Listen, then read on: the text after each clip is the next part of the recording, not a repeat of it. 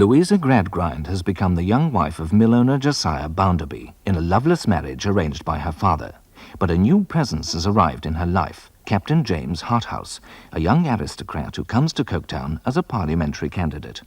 Bounderby, the industrialist, faced with growing unrest among his workers, refuses to intervene when one of them, Stephen, is ostracized by his workmates for refusing to join the union, and Stephen is forced to leave the town and Rachel the woman he loves. Harthouse, meanwhile, has become a frequent visitor to the Bounderbys' townhouse and is asked to become a permanent guest at their country retreat away from the Coketown mills.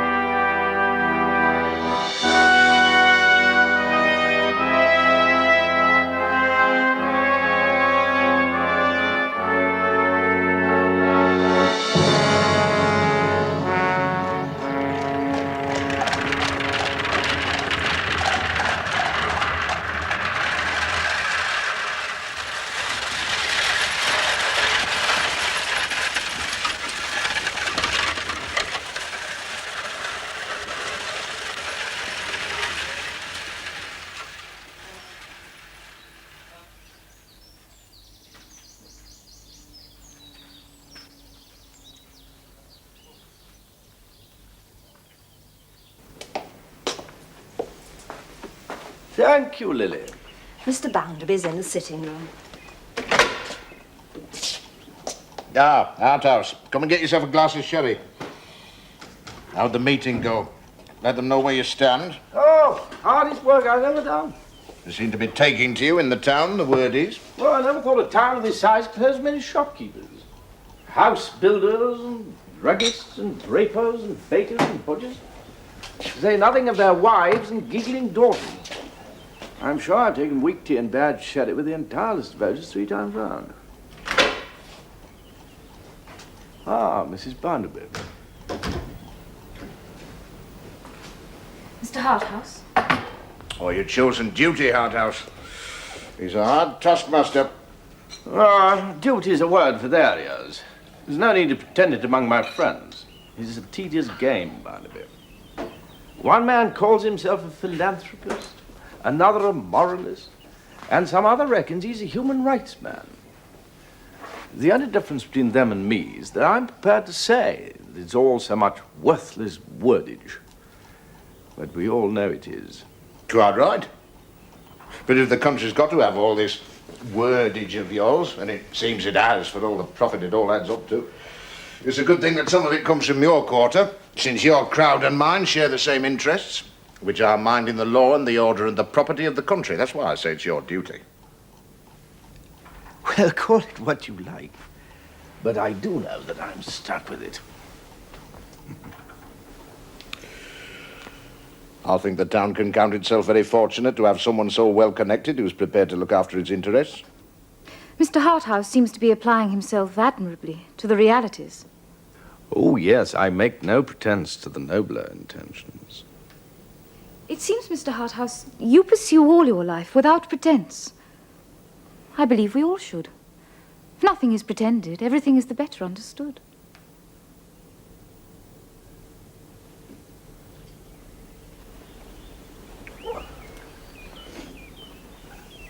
Why don't you bring your horses down here? Now you're going to settle in with us. There's stabling for a dozen here. Don't want to spend more time in that railway hotel than you have to. Well, it's very agreeable here. The town does choke a man. Agreeable? I hope it is. Decent enough accommodation for a self-made man, eh?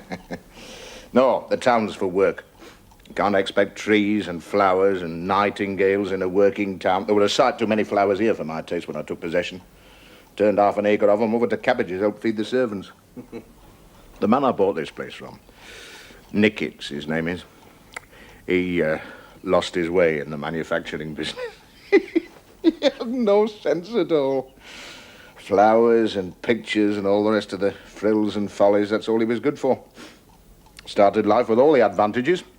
While I was living in market baskets, he was at Westminster School. Where's that man now? Drivelling on a 5th floor in some dark back street in Antwerp. What do you think of that? The man overreached himself, did he? Only to the tune of £200,000. I had to foreclose the mortgage on him. Spent all his money on things like that. I reckon it's a seascape. Nicky says he paid £700 for it. I only leave it up because I can't be bothered to take it down. I'll tell you plainly, if I ever in the whole course of my life take 7 looks at it, at £100 a look, be as much as I shall ever have out of it.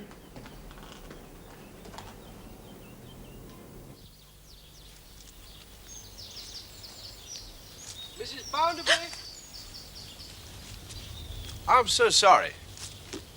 I hope I didn't startle you. I saw you from the window.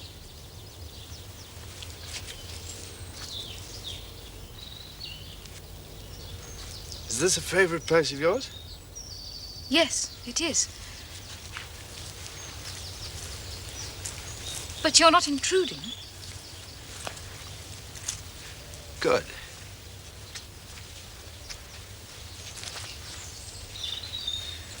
I suspect you find us all very dull here. I hope I've never given the impression that I found your company anything of the kind. I hope I'm not being too direct, but we agree on preferring straightforwardness, don't we? Of course. Well, then I'll say that I didn't find you by chance. I was looking for you. Your brother, my young friend Tom. You love him deeply, don't you? What about Tom?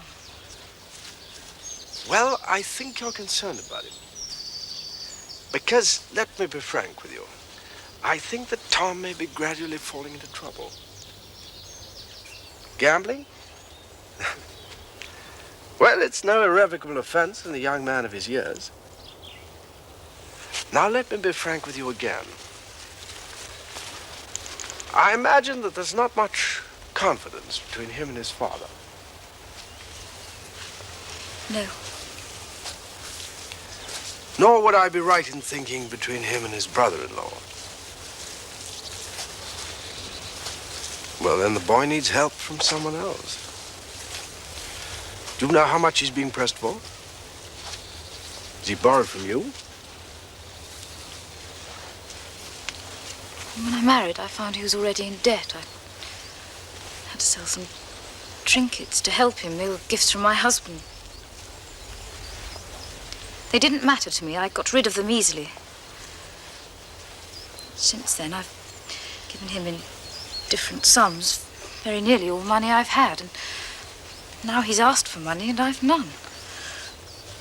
He's wanted as much as £100 on occasions. I can't help him any more. Well, perhaps too much was suppressed in him before. So now he seizes the chance of pleasure and excitement. I can't blame him for that.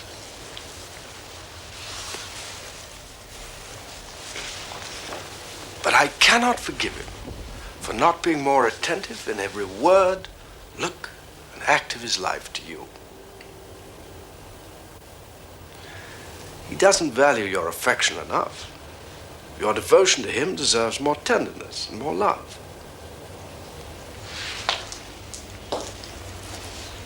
I shall try to correct him of that, along with other advice I shall offer about handling his affairs. But you should not be so much occupied by a young man's callow mistakes, Mrs. Barnaby.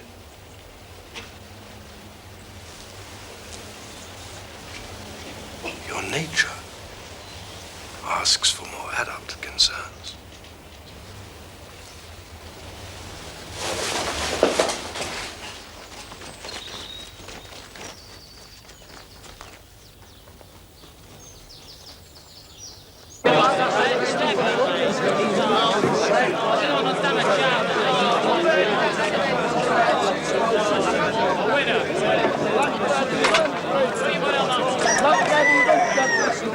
say 2 to 1. Blackbird evens, 2 guineas. 2 guineas, blackbird, 2 cans blackbird. 2 guineas on the black. 2 guineas.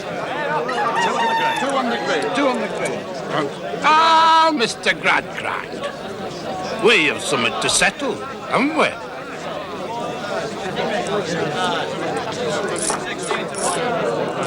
Now then, come on, 2 on the yellow, 2 on the grey, 2 on the blue, 2 on the blue. Any more bets, gentlemen? Any more bets,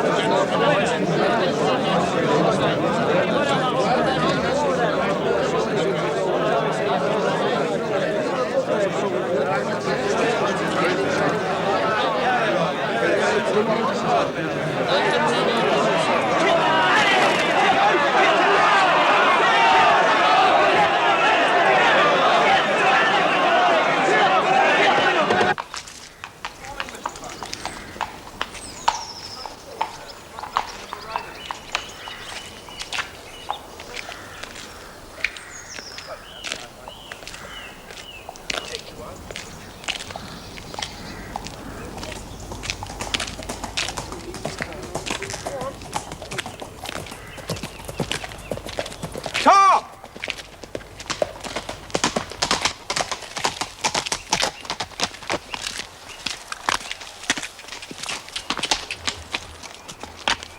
Hello, Jem. Where have you been? Nowhere particular. I'd say there was a guilty look about your brother there, wouldn't you, Mrs. Bounderby? Shall we speak a few girls' names and see if we strike a bell? Do you know one with a slashing fortune? Oh, your brother is misanthropical today, as all bored people are now and then. Is that the problem, Tom? Then what man of spirit wouldn't be bored half out of his mind by the banking life? All respect your exceptional husband, Mrs. Bounderby, but Tom can't be blamed for what's so natural. I have to go back to the house. There are things to see to. I know my way, Mr. Harthouse. Tom, what's the matter? Come on, man. You're in trouble, I can tell. Oh, you wouldn't speak to your sister like that. Well, tell me about it. It's money. You blame your sister for that? She could get me out of it if she wanted to. But you've had money out of her, you dog. You know you have. I've had some. Where else would I get it? My father's tied me down with his miserable allowance. My mother's never had a penny of her own. And old Bounderby pays me next to nothing. Keeps telling me he could live on twopence a month at my age. Where else can I get money except from her? If your sister hasn't got it to give, my dear fellow.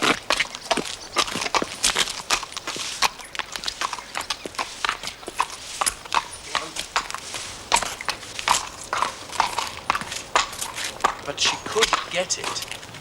I've told you already she didn't marry Bounderby for her own sake. She married him for mine. So why won't she go and get what I want out of him? That's why we're here. She doesn't even have to tell him what she wants it for.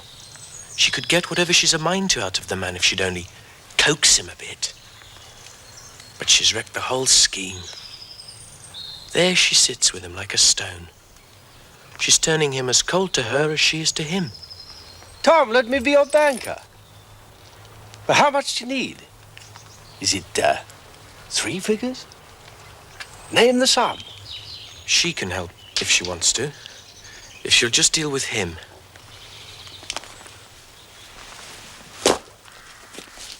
I wish I'd known you sooner. There's no other man here any use. Well, ask me about things before you start laying a cash pot next time.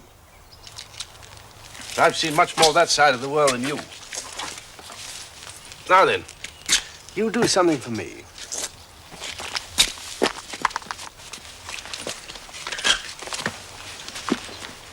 Now, I'm desperately intent on your softening towards your sister.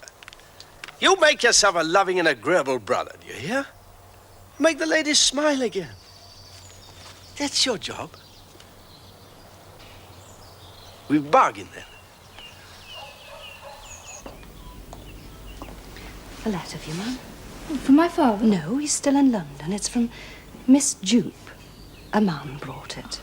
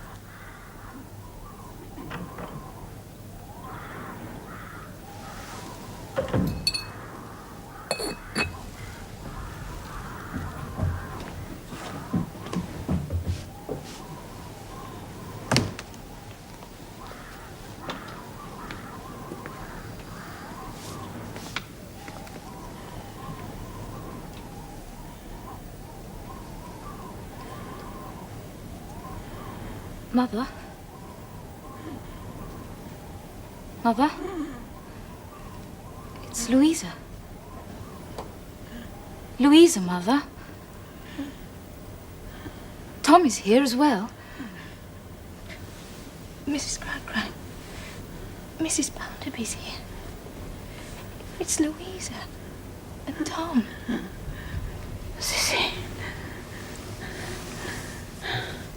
Is it morning yet? It's dark. Such a dark night. All the time. It's Louisa and Tom. Louisa. No. Oh, she's with Mr. Bounderby. Mr. Gradgrind wanted it. Mother. Do you know me now? Louisa. Yes. Your father set his heart on it. He ought to know what's right. Are you in pain, Mother? I think there's a pain somewhere in the room. But I couldn't positively say that I had got it. Sissy, Neil. Oh, you've been such a blessing, dear. Louisa, there's something I must tell you. Yes. You know that your father's nearly always away now in London. So I must write to him and ask him about it. About what, Mother? What is it? You've learned a great deal, Louisa. You and your brother.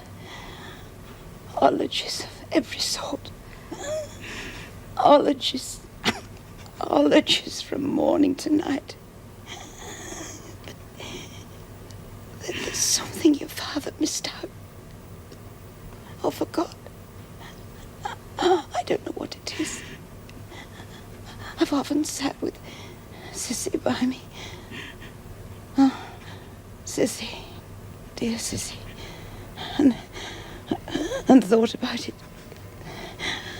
I shall never get its name now. But your father may, if I write and ask him about it. I want so much to know what it is. Sissy, give me a pen. I don't know what to call it. But he missed it out. Sissy, give me a pen. Oh, dear.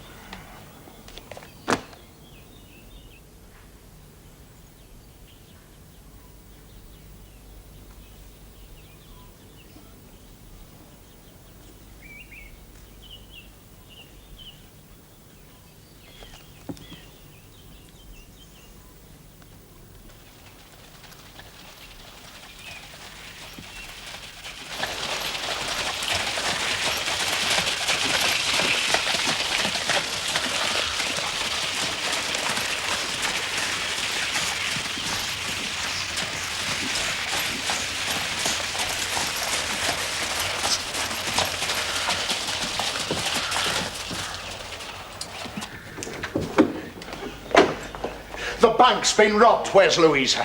I haven't seen her today. Louisa? Robbed with a false key. What do you think of that? A false key? A false key.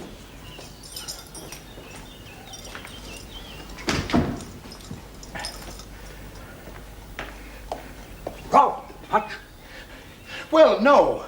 Not of very much, but it might have been. Ah, of how much? Might I help myself, Barnaby? Yes, I'm yes. parched. Yet don't stint yourself.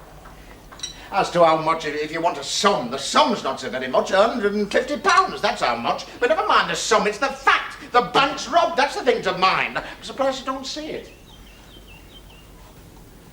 My dear Barnaby, I do see it. And I'm as overcome as you can possibly wish me to be. However, I hope that I may be allowed to congratulate you, which I do with all my soul, I assure you, on your not having sustained a greater loss. I'll tell you what, Harthouse, it might have been £20,000. Yeah, I suppose it might. By the Lord, you may suppose so. It might have been twice 20. But Barnaby, when was this done? Sometime over the weekend. Could have been yesterday, could have been Saturday. Now, you know that lady. I've had the honour. No. Now, she lives at the bank. You know that, too. The main door's kept double locked at night, and the key stays under that lady's pillow. Now, young Bitzer... Bitzer? Bitzer, the light porter man. He sleeps outside the iron room where there's never mind how much.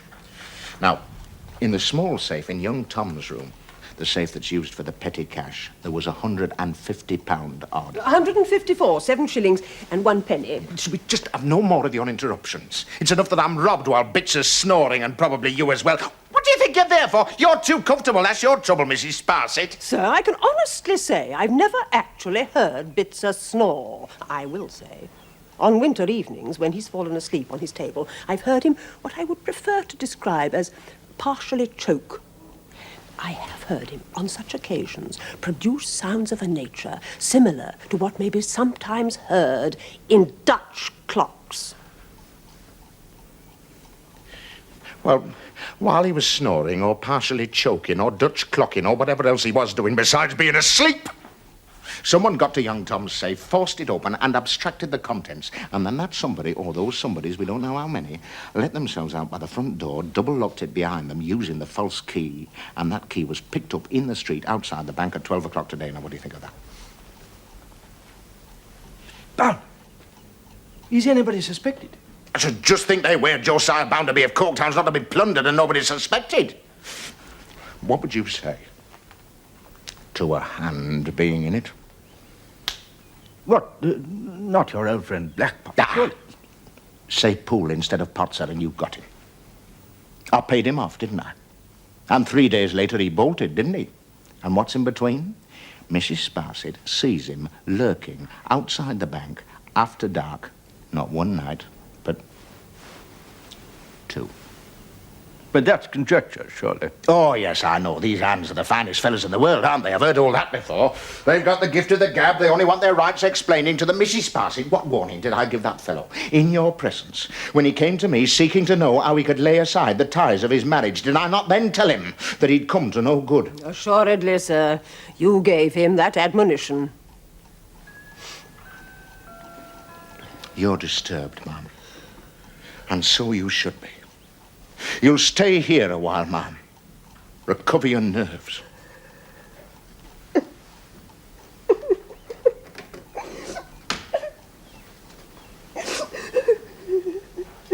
What is it? What's the matter? Your husband's been robbed.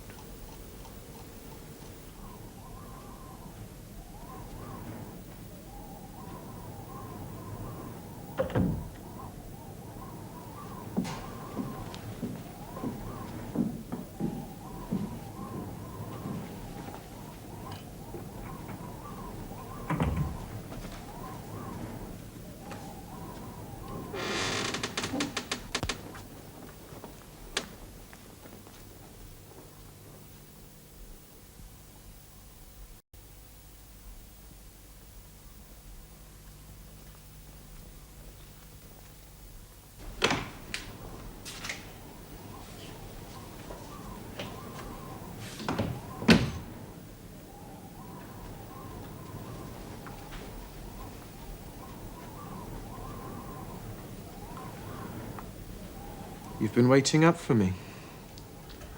What do you want? You all right? You look so tired.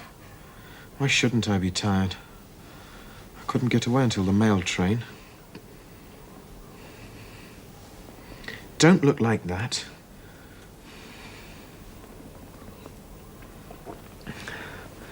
I needed something to warm me. Hanging about all day and night. Answering policemen. I want to go to sleep, Lou. I have to ask you, Tom. Do you have anything to tell me? If you've ever loved me in your life, and if you've concealed anything from everyone else, tell me. Please. There's nothing to tell. Tell me the truth. What do you want to know? Tom, please. Is there anything you have to tell me? If you say no more than yes, I shall understand. Just look at me. Tell me. How can I say yes or no when I don't know what you mean?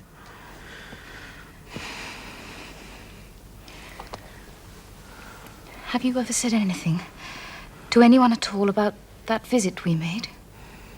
To Stephen Blackpool? Lou, I'm tired.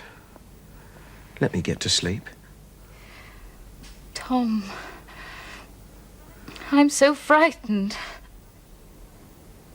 Frightened? Tom, I can save you.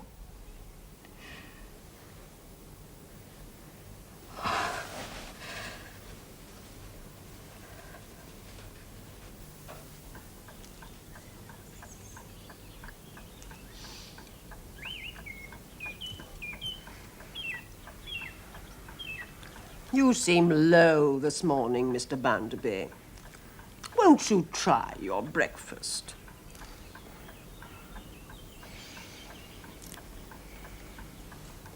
Mrs. Sparsit, ma'am, may I trouble you to take charge of the teapot? Yes, madam, would you be good enough to take that end of the table? It seems I shall wait till doomsday to be looked after by my wife. Oh, I'm sure Miss Gradgrind would... Oh, I'm so sorry. I find it so difficult to think of her as Mrs. Bounderby. Madam, the teapot, if you please. Thank you. Never mind offending my wife, madam. She's not one to be upset by seeing another woman pouring my tea. A little thing like that's not important to Tom Gradgrind's daughter. You're behind the times, madam, if you think it is.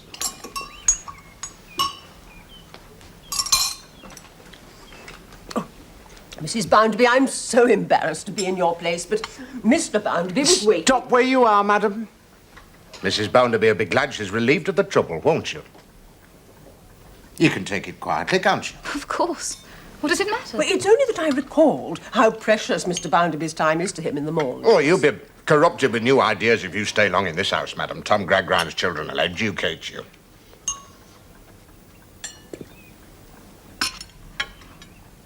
What's the matter with you? What's given you offence?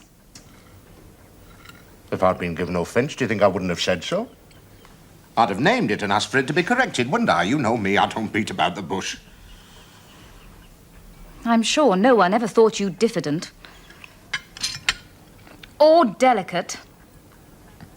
I've never complained about that either as a child or as a woman. I simply don't understand what you want. You're incomprehensible this morning. Want? Want? What do I want? Pray take no further trouble to explain yourself. It doesn't matter.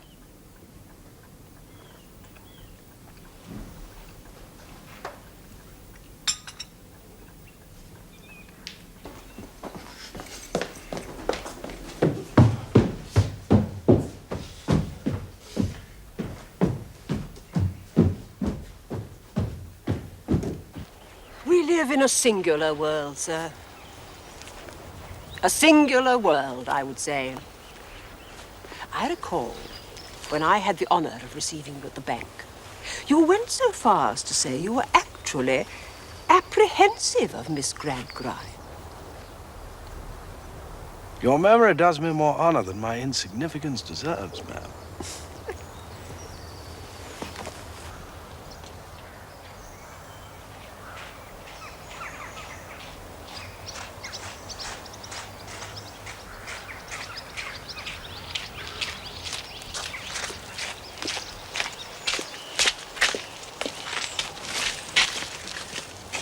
Be buoyant, Mr. Bounderby.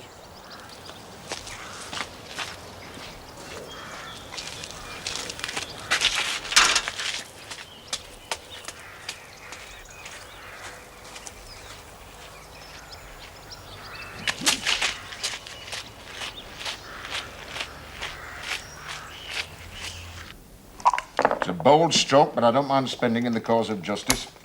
But the man has fled the district, hasn't he, sir? There's posters up with his name on, and my posters will go up in other towns. We'll spread a net of them. We'll have some with us when we leave in the morning, young Tom. One of my woman friends can have them put round for us. Yorkshire. How long do you say you're going to be away? 3 nights. You mind your damn betimes in the morning, young Tom. When I was your age, I knew the dawn better than my own face. How soon, sir, do you expect intelligence of the absconder? Never mind soon, madam. I can wait. Rome wasn't built in a day. Romulus and Remus can wait, so can Josiah Bounderby. They were better off in their youth than I was. They had a she-wolf for a nurse. I only had a she-wolf for a grandmother. She didn't give milk, ma'am. She gave bruises.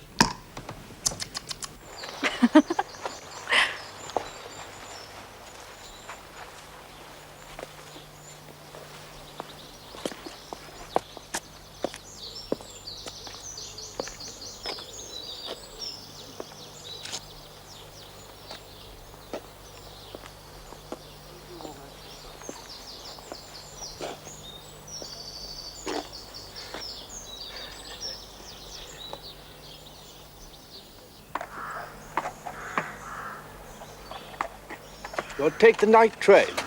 You're expected to wait for my instructions.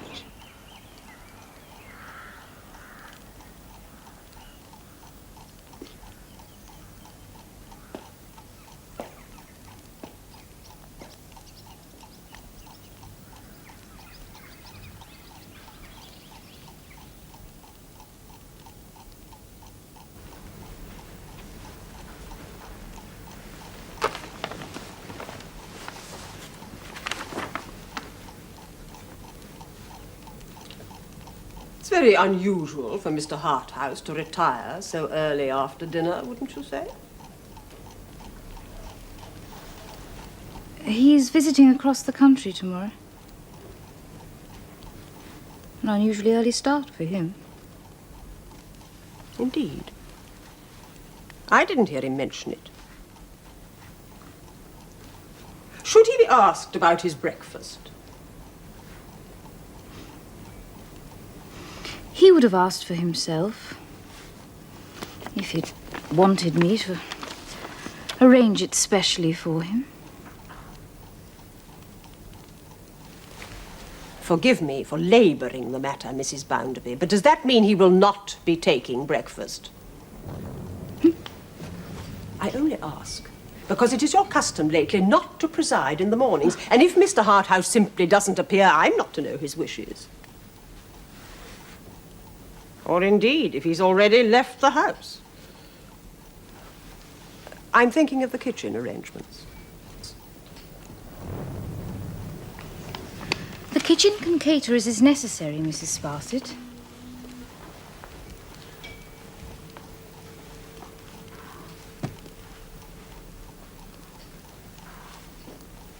Mr. Harthouse is quite free to eat, or not eat, early or late, as he wishes. Good night. Good night, Mrs. Bounderby.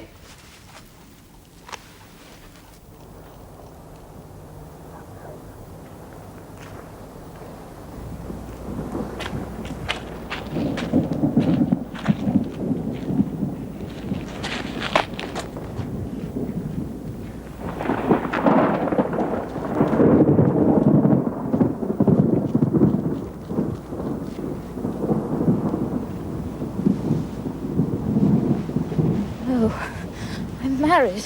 It's nothing to you. You barely think of the man. Why think of him now? I have a husband. Yes, you have a man's name. What else have you ever had from him? Could you ever want from him? He's nothing to you. You know that. I can't go with you. Then stay. Be my lover if that's what you want. God knows I detest this place. But I'll stay forever if I can have you. That can't be. You want me. And there's nothing in this whole country that I want but you.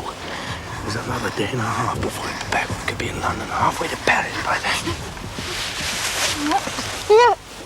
Louisa, you have me more distracted than I've ever been in my life.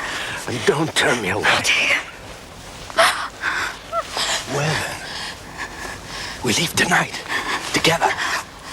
Separately then. It doesn't matter to me, who knows. We meet in the town. We'll go now. Follow me. Leave the hotel.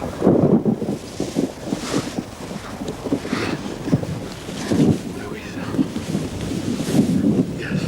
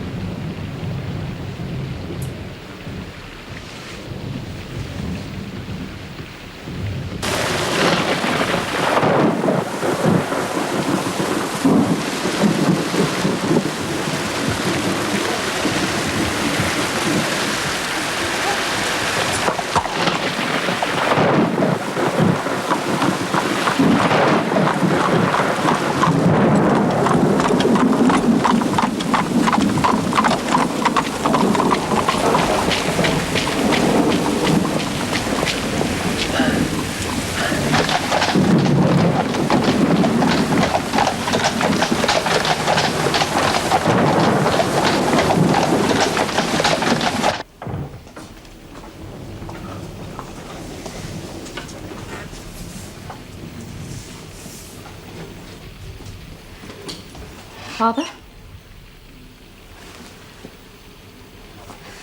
Father?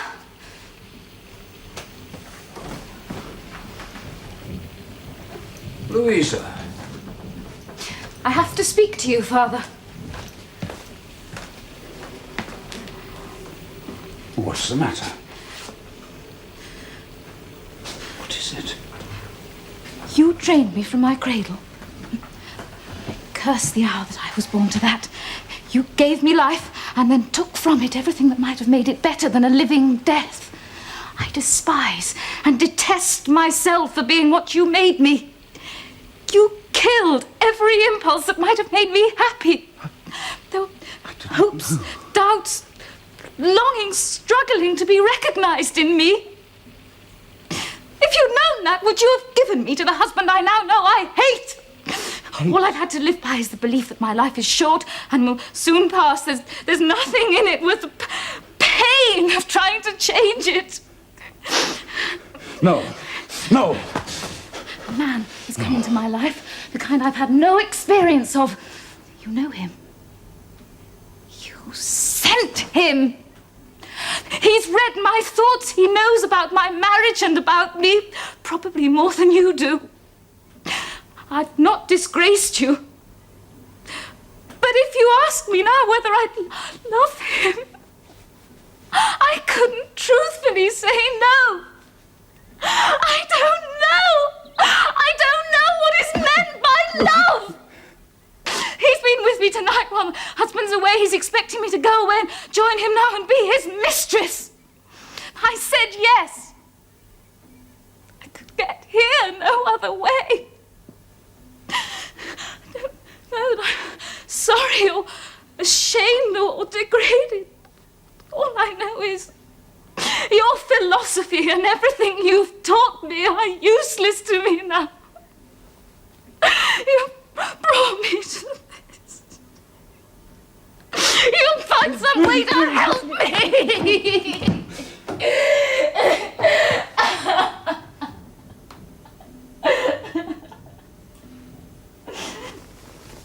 Who's here? It's Sissy. Shall I tell Mr. Gradgrind you're awake? How long have I been here? Since late last night. It's about 11 in the morning now. How do you feel? Why are you here? Mr. Gradgrind and I have been taking it in turns. Did my father tell you what I told him? I know a little of it. Please, I can't bear to see you hurt anymore. Look at me, Louisa. You'll be loved here. Here? Love? Yes, truly. Your father's here. I'll leave you to go.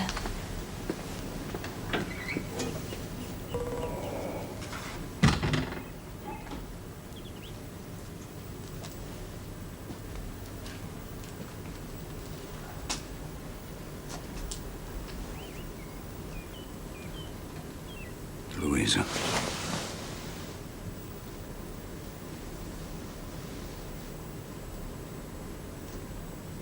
How are you now?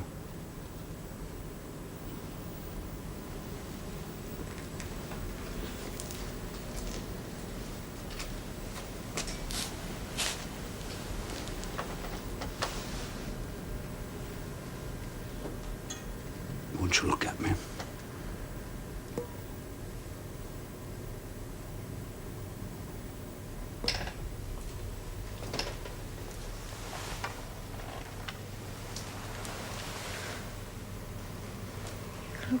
Very tired. I've hurt you, haven't I? I'm sorry for that.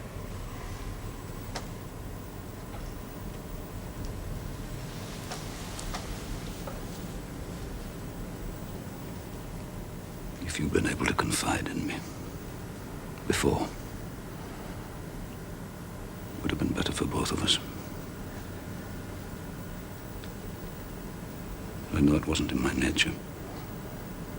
It wasn't part of the system by which you and Tom were brought up, for me to invite confidences. I can't blame you. I never shall. You always acted sincerely.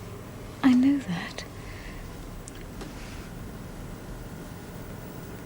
You asked me last night to help you.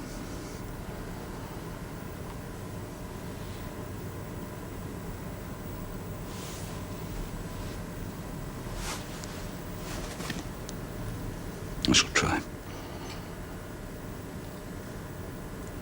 But you've shown me how wrong I've been in the past. How can I trust myself to be right now? You must help me.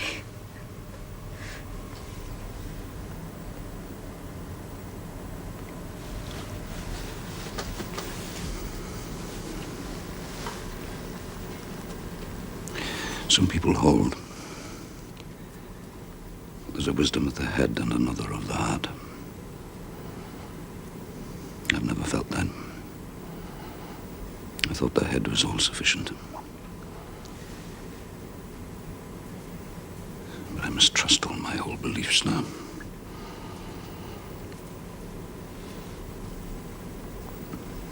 Perhaps you and I can help each other. There are little changes here and there in this house. Sissy started making them the last months before your mother died. I spent much more time here since then. I felt lately that perhaps I'm changing as well. Lightening, softening, something. Something distant. Like something forgotten being remembered, but pleasing.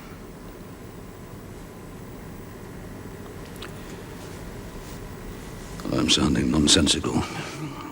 Maybe it's just an old man weakening.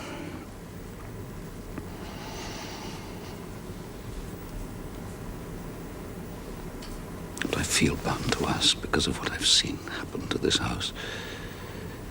Coming from the love and gratitude there grew between Sissy and your mother. Perhaps what the head leaves undone, the heart can do silently. Do you think that can be so? I'm not too proud to believe it, Louisa. There's no pride left in me.